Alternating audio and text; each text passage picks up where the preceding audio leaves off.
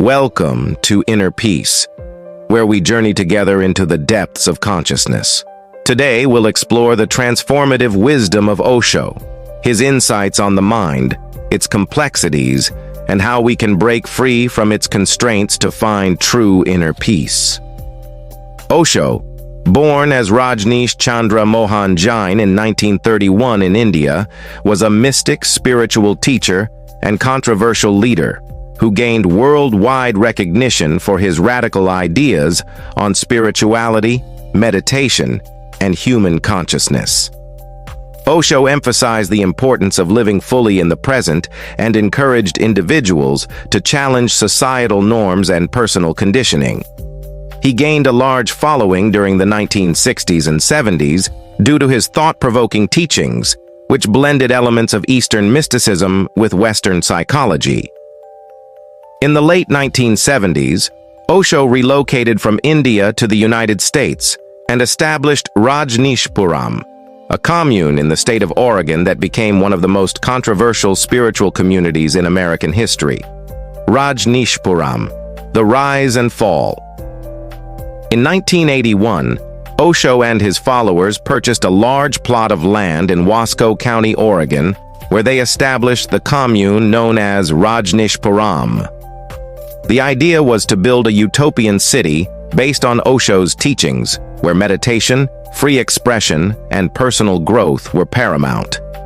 At its peak, Rajneeshpuram housed over 7,000 followers, making it one of the largest intentional communities in the world. However, the commune soon became embroiled in legal conflicts and scandals. The local community felt threatened by the rapid expansion of Rajneeshpuram, leading to tensions with local government officials.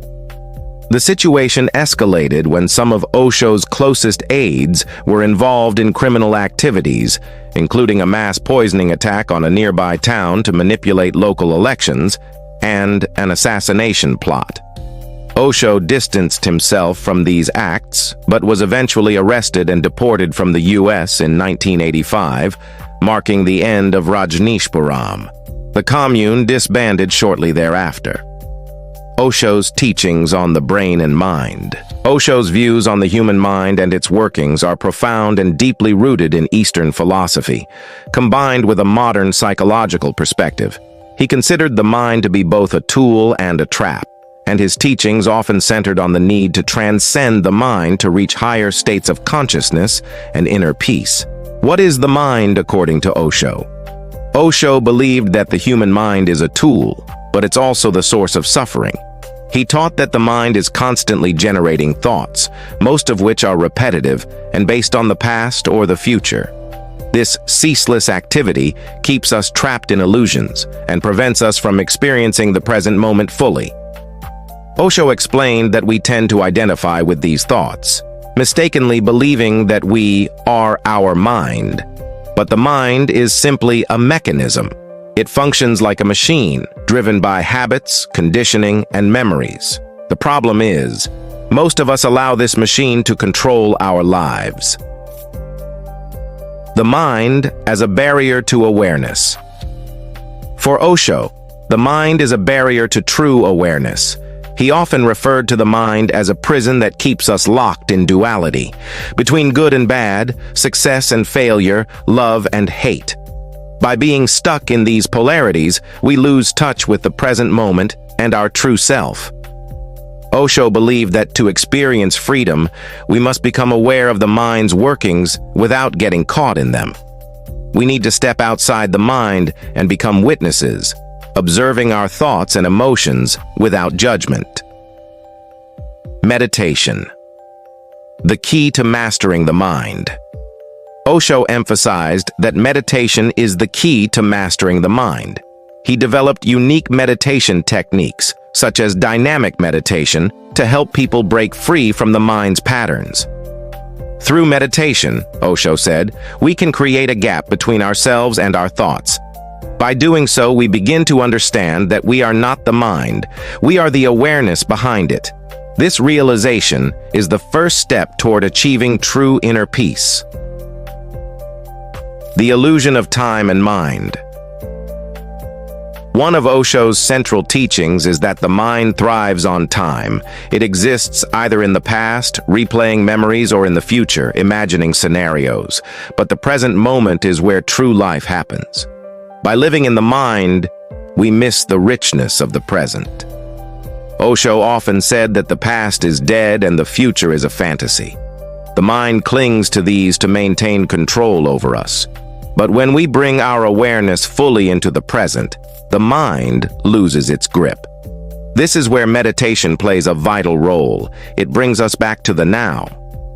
How to transcend the mind. So how do we transcend the mind?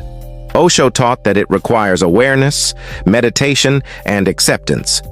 He said that fighting the mind or trying to silence it only strengthens its hold. Instead, we must observe it with neutrality. By becoming a witness to our thoughts, we learn to detach from them. This process doesn't happen overnight, but through consistent practice, we can slowly move beyond the mind's control. Osho reminded us that silence, not struggle, is the path to liberation. The role of ego in the mind. Osho often spoke about the ego, the I that the mind creates to protect itself. The ego is a construct built from our desires, fears, and experiences. It thrives on comparison, competition, and the need for validation. The ego keeps us locked in a cycle of craving and suffering, always seeking external validation to feel complete. But Osho said that we must drop the ego to discover our true self, the part of us that is eternal and free from worldly concerns. Osho's ultimate teaching about the mind is that it's not something to be destroyed, but something to be mastered. The mind can be a useful tool, but it should be a servant, not the master. When we transcend the mind's automatic functioning and learn to use it consciously, we open the door to creativity, joy, and enlightenment. The mind becomes a servant to the true self, allowing us to live fully and authentically.